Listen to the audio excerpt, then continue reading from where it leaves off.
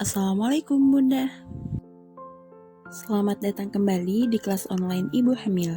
Materi 3, pencegahan penyakit, komplikasi kehamilan, persalinan, dan nifas agar ibu dan bayi sehat. Tanda bayi lahir sehat. Ciri atau tanda bayi lahir sehat yang pertama adalah bayi lahir langsung menangis. Yang kedua, tubuh bayi kemerahan dan gerak aktif. Yang ketiga, bayi menyusu pada ibu secara kuat.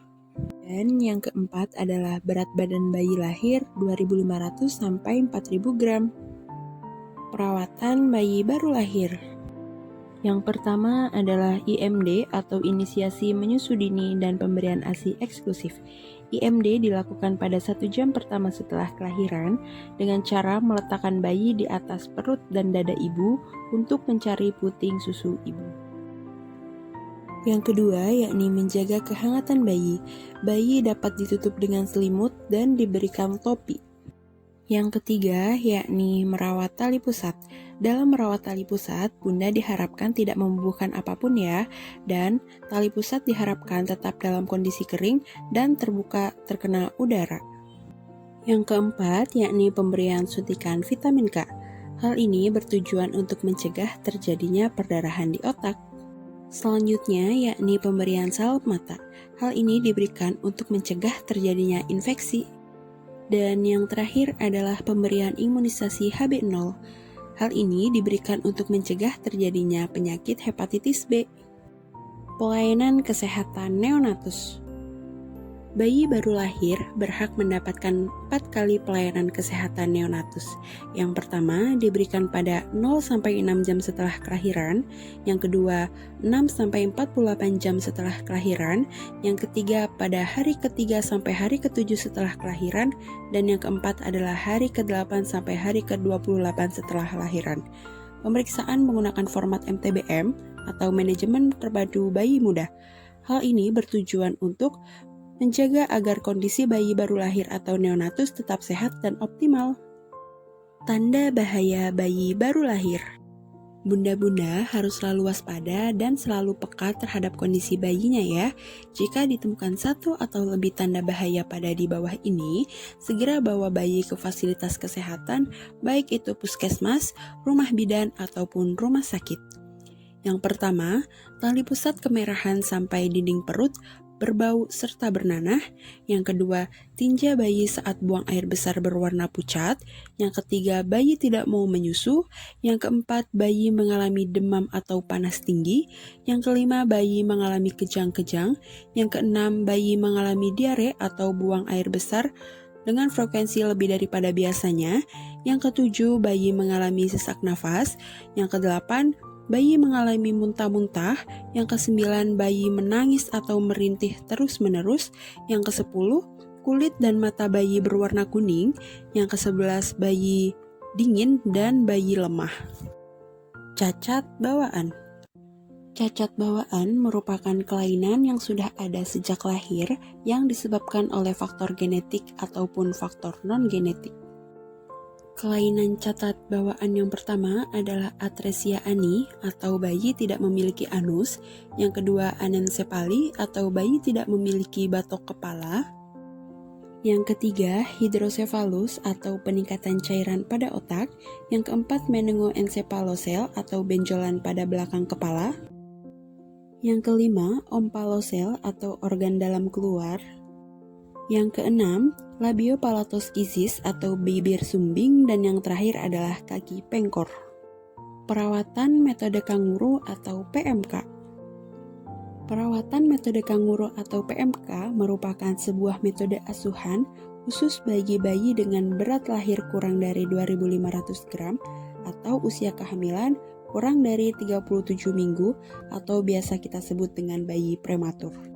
PMK ini dilakukan dengan cara kontak kulit ke kulit antara ibu dan bayi guna menjaga kehangatan dan meningkatkan asupan ASI. Selanjutnya ada posisi perawatan metode kanguru atau PMK. Berikut beberapa contoh untuk pelaksanaan PMK atau perawatan metode kanguru. PMK ini dapat dilakukan oleh seorang ayah juga ya Bunda. Posisi dan perlekatan menyusui yang benar. Yang pertama, yakni posisi menyusui. Posisi menyusui yang benar adalah yang pertama, kepala dan badan bayi membentuk garis lurus, seperti pada di gambar. Yang kedua, wajah bayi menghadap payudara, hidung berhadapan dengan puting susu.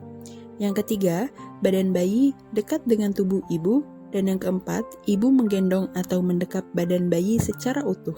Selanjutnya, yakni adalah perlekatan menyusui yang benar. Perlekatan menyusui yang benar adalah yang pertama, bayi dekat dengan payudara dengan mulut terbuka secara lebar. Yang kedua, dagu bayi menyentuh payudara.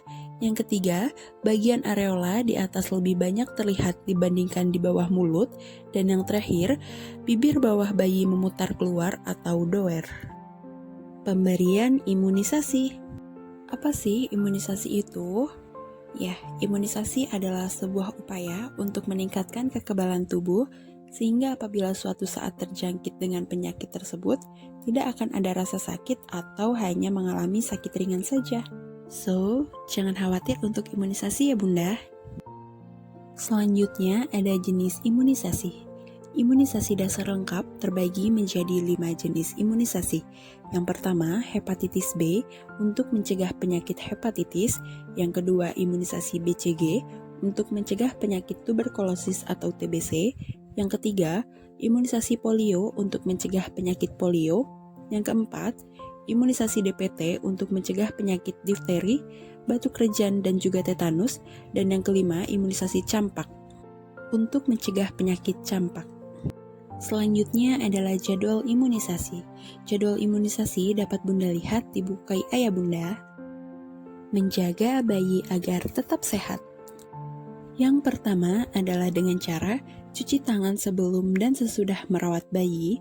Yang kedua, ganti popok bayi setiap saat bayi basah.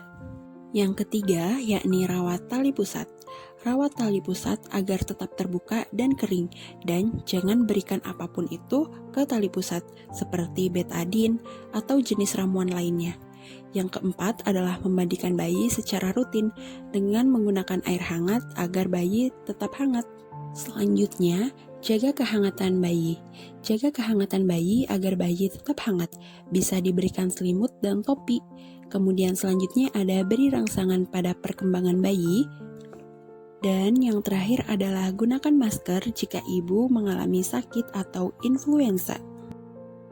Hal-hal yang harus dihindari oleh bayi. Yang pertama adalah hindari atau jauhkan bayi dari asap, baik asap dapur, asap rokok, atau asap bakaran lainnya. Yang kedua, jangan mengobati sendiri jika bayi sakit dengan membeli obat di warung ya Bunda. Dan yang ketiga, jangan dekatkan bayi dengan orang yang sedang sakit. Mitos-mitos. Yang pertama adalah mengoleskan madu pada bibir bayi agar bibir bayi bagus dan berwarna merah. Hal ini merupakan mitos karena justru madu berbahaya bagi kesehatan bayi karena mengandung bakteri yang dapat membahayakan kepada kesehatan bayi. Madu baru boleh diberikan saat usia bayi di atas 1 tahun.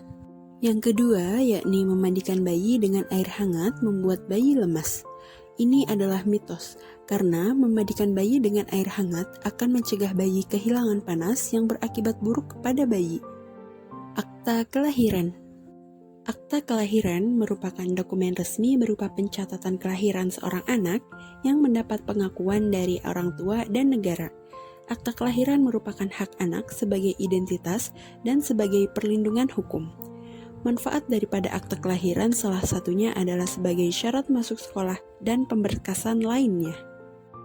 Materi 3 selesai, terima kasih, sampai jumpa.